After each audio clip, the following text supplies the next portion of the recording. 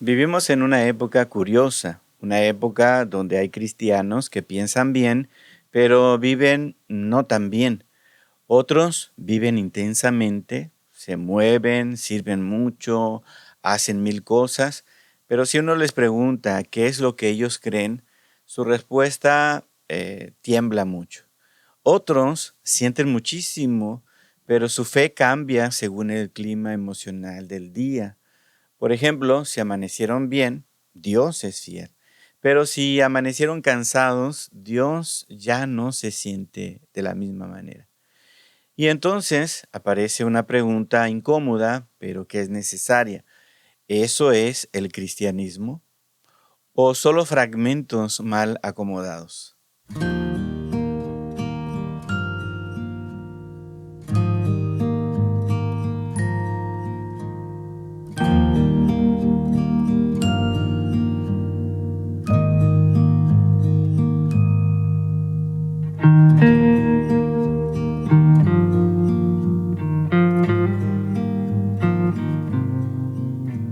Desde hace siglos, la Iglesia ha usado tres palabras poco famosas, pero profundamente bíblicas: ortodoxia, ortopraxis y ortopatía. Dicho de otra manera, el bien pensar, el bien practicar y el bien sentir. Creer, vivir, sentir. Hoy quiero que pensemos juntos en estas tres dimensiones, no como conceptos académicos para presumir, sino más bien como una radiografía honesta de la fe cristiana. Vamos a mirar primero a Jesús y luego a algunos personajes bíblicos, no para admirarlos, sino para examinarlos con humildad. Porque una fe, hermanos, fragmentada, tarde o temprano se rompe, pero una fe íntegra, aunque esté cansada, va a permanecer. El primer concepto es el concepto de ortodoxia. Creer bien. Ortodoxia, hermanos, significa doctrina correcta. Y no se trata de memorizar definiciones para ganar debates. Más bien es confesar fielmente quién es Dios, quién es Cristo y qué ha hecho por nosotros. Confesar fielmente. La Biblia lo dice con claridad en 2 Timoteo capítulo 1, versículo 13. Retén la forma de las sanas palabras. Retén la forma de las sanas palabras. O como Judas lo expresa, contender ardientemente por la fe que ha sido una vez dada a los santos. Judas 3. Cuando miramos a Jesús, vemos a alguien profundamente ortodoxo. Jesús, hermanos, no improvisa su mensaje. Jesús corrige interpretaciones torcidas de la ley. Jesús afirma con autoridad, con una autoridad que viene de las Escrituras. Y no solo eso, sino que Jesús se deja gobernar por la palabra de Dios. En la tentación, Jesús no dice, esto es lo que yo siento que Dios quiere. Más bien dice, escrito está, Mateo capítulo 4, versículo 4, versículo 7 y versículo 10, escrito está. Eso es ortodoxia, hermanos, con columna vertebral. La verdad revelada no depende de mi estado de ánimo. La verdad me juzga, la verdad me corrige, la verdad me sostiene. Y aquí conviene aclarar algo. La ortodoxia de Jesús no es arrogancia intelectual, es fidelidad amorosa a lo que el Padre ha dicho. De hecho, Jesús ora, santifícalos en tu verdad, tu palabra es verdad. Juan 17, 17. No es verdad, hermanos, lo que Jesús dice porque le funcione. La palabra de Dios no es verdad porque nos funcione a nosotros. La palabra de Dios es verdad porque Dios la habló y ha quedado registrado en la Escritura su voluntad. Entonces, cuando Jesús cita las Escrituras, hermanos, no está siendo arrogante de forma intelectual, como a veces se acusa a quienes procuran tener un buen pensar, una ortodoxia. Ahora pensemos en Pablo. Pablo desarrolla, hermanos, una teología profunda, una teología estructurada, una teología coherente. Vemos sus escritos en Romanos, en Efesios, en Gálatas. Y eso, hermanos, no es un hilo emocional, es pensamiento cristiano serio. Pero ojo, Pablo nunca escribe la doctrina para lucirse. Él mismo resume el centro del Evangelio con una sencillez que podríamos decir que corta como una navaja. Él dice, Cristo murió por nuestros pecados, fue sepultado, resucitó al tercer día. 1 Corintios 15, 3 al 4. Entonces, él escribe, hermanos, doctrina para salvar, no para inflar el ego. Y aquí viene un diagnóstico que nosotros debemos observar. Ortodoxia, hermanos, sin amor produce soberbia. Ortodoxia sin amor produce soberbia. Pero amor sin verdad o sin ortodoxia produce confusión. La Biblia, hermanos, une ambas cosas. En Efesios capítulo 4, versículo 15, dice, siguiendo la verdad en amor. Así que, para decirlo de otra manera, si tu doctrina te vuelve más duro, más orgulloso, más impaciente, no es que te falte carácter, es que tu doctrina o tu ortodoxia se está quedando sin Cristo. La verdad, hermanos, bíblica no solamente informa la mente, sino también va formando el alma. Y esto es algo que necesitamos dejar claro en este primer concepto. El segundo concepto es el concepto de ortopraxis. Ortopraxis significa práctica correcta o el vivir bien. La fe cristiana no se queda solamente en la cabeza, sino la fe cristiana, hermanos, camina. La fe cristiana sirve. La fe cristiana actúa. Jesús no solo enseñó amarás a tu prójimo, sino que Jesús mismo tocó al leproso ahí en Marcos 1:41.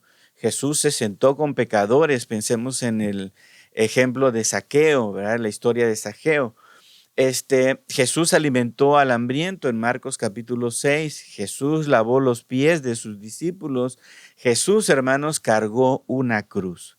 Jesús no predicó una ética cómoda desde un banquillo, desde una cama. Jesús vivió, hermanos, una obediencia costosa. Y eso es importante, eso es clave. La gracia no solo perdona, sino que la gracia, hermanos, transforma. Tito lo dice de esta manera, la gracia nos enseña a renunciar a la impiedad y vivir en piedad. Tito 2, 11 al 14. Romanos 12 lo empuja todavía un poco más. Dice, presentad vuestros cuerpos en sacrificio vivo, santo, agradable a Dios y no os conforméis a este siglo. Romanos 12, 1 al 2. O sea, hermanos, la fe entra por la mente, pero no se prueba más que en la manera de vivir, en el cuerpo, en la agenda, en la casa, en el trato con los demás. Aquí es donde muchos cristianos tropiezan. Hay quienes saben mucha Biblia, pero su vida cotidiana no cambia.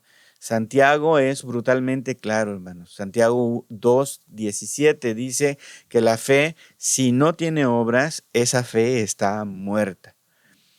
Y para que no pensemos esto como algo teórico, pensemos en el caso también de David. David, hermanos, cree en el Dios verdadero.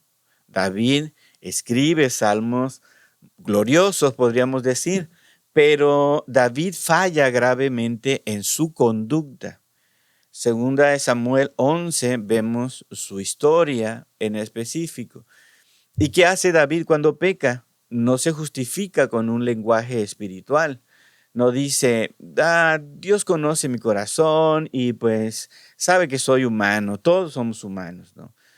David, hermanos, se quiebra cuando Dios le habla y él dice lo siguiente, contra ti solo he pecado. Salmo 51. Y eso importa, hermanos.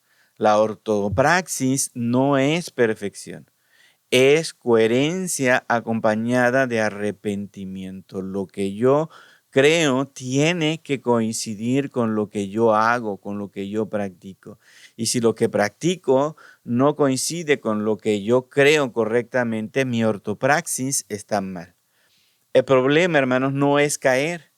El problema es justificar la caída con frases que a veces son como muy cristianas, ¿no? En casa les decimos cristianoides. Aquí, hermanos, nos conviene hacernos una pregunta bien sencilla. Si alguien viera mi fe solo por mi manera de tratar a mi familia, solo por cómo manejo el dinero o cómo hablo cuando estoy bajo presión, ¿podría reconocer a Cristo allí? Porque una frase que suena un poco fuerte, pero es bíblica, tiene que acompañarnos. Primera de Juan, capítulo 3, versículo 18 dice: hijitos, no amemos de palabra ni de lengua, sino de hecho y en verdad. De hecho y en verdad. Esto es ortopraxis con ortodoxia. Una, hermanos, sin la otra se vuelve una especie de caricatura. Bien, el último concepto, hermanos, ortopatía, amar bien. Esta tercera palabra es, quizá creo yo, la más descuidada y a veces la más sospechosa. Ortopatía tiene que ver con afectos correctos, con emociones ordenadas delante de Dios. Por ejemplo, Jesús sintió compasión. Jesús lloró, según Juan 11:35. Jesús, hermanos, se indignó ante la dureza del corazón, Marcos 3:5. Jesús amó profundamente, incluso sabiendo que lo iban a traicionar. Y eso, hermanos, no lo hizo débil, ni lo hizo alguien inestable. Lo hizo plenamente humano y perfectamente santo. Ahora, ¿cómo se ve una ortopatía bíblica? No es sentir lo que sea y llamarle Espíritu Santo. Es sentir sí, pero sentir delante de Dios y bajo la verdad, bajo las Escrituras. Los salmos son una escuela, hermanos, entera de ortopatía. David tiene miedo, David tiene gozo, David tiene culpa, tiene esperanza, tiene enojo. Pero todo eso lo lleva delante de Dios. No emociones sueltas, sino emociones oradas. ¿No? Pensemos en el Salmo 42. Ahí David dice: ¿por qué te abates, oh alma mía? Espera en Dios. Y eso es, hermanos, impresionante. David no solo siente, David le habla a su alma con verdad.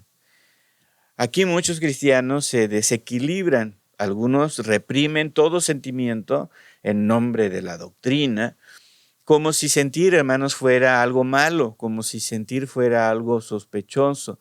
Pero la Biblia no te pide que seas una piedra, te pide que seas santo, ¿no? Otros absolutizan la emoción, la llevan al extremo y le llaman a eso el mover del espíritu.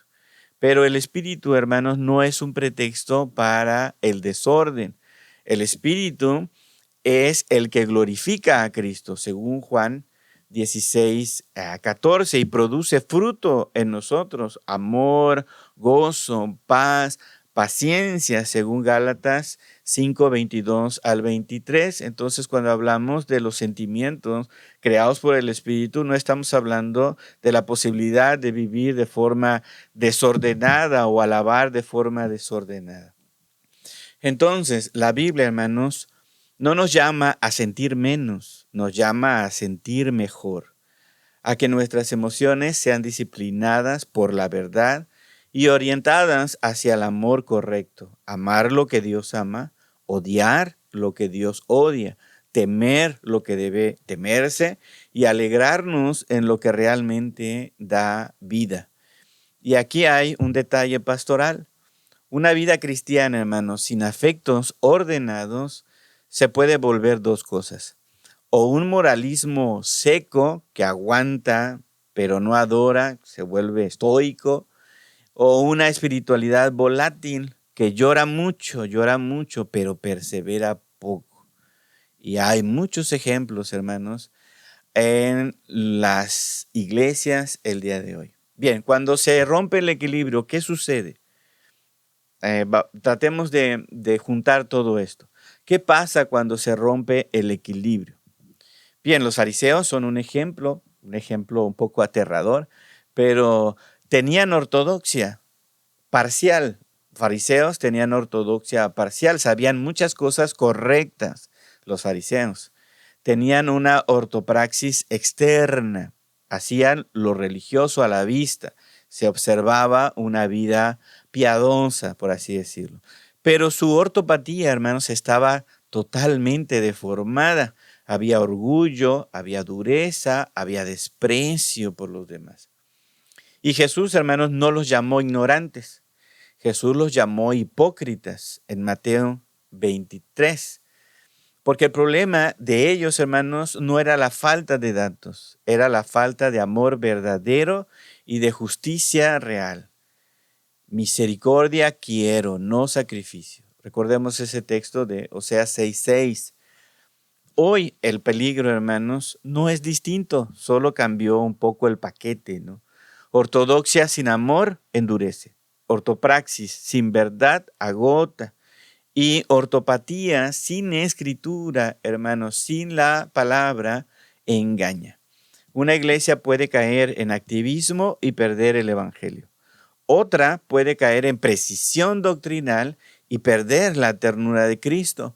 Otra puede caer en el emocionalismo y perder el señorío de Jesucristo. Así que el cristianismo bíblico, hermanos, nunca fue monocromático, siempre fue integral. Verdad que ilumina, obediencia que se encarna, amor que ordena. Dios no busca, hermanos, creyentes especialistas en una sola área. Busca personas completas, mentes iluminadas por la verdad, manos obedientes en la vida diaria, corazones alineados con lo que Él ama. Jesús pensó bien, Jesús vivió bien, Jesús, hermanos, amó bien. Y ese sigue siendo el llamado para todos nosotros como cristianos, no solo para los teólogos, no solo para los que sirven, no solo para los que son muy sensibles, sino para todo aquel que confiesa el nombre de Jesús. Porque una fe fragmentada tarde o temprano se rompe, pero una fe íntegra, aunque cansada, permanece. Déjenme cerrar, hermanos, con una breve oración. Padre Santo, te alabamos y bendecimos, Señor, porque eres bueno y misericordioso, santo y verdadero, Señor. Queremos pedirte en esta hora que tú nos ayudes a ser librados, Señor, de una fe partida. Danos, Señor, amor por tu verdad, obediencia en lo cotidiano y afectos verdaderos ordenados por tu Espíritu, Señor. Haznos más como Cristo, para tu gloria y para el bien de tu iglesia. Queremos pedirte todo esto en el nombre de Cristo Jesús. Amén. Dios les bendiga, hermanos. Estaremos en el próximo episodio la próxima semana. Hasta pronto.